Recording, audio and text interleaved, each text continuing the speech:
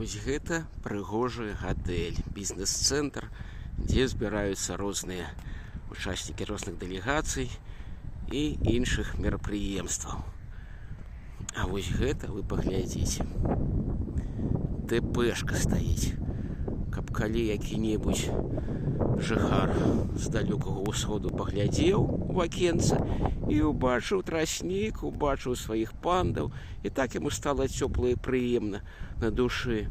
А яшчэ, вось, калі ласка, мяжа кітайская, тут вялікая сцяна, таксама можна паглядзець з вокнаў. І нічога, што тут стаяць ёлкі, бярозы ды сосны. Затое тут усё як трэба.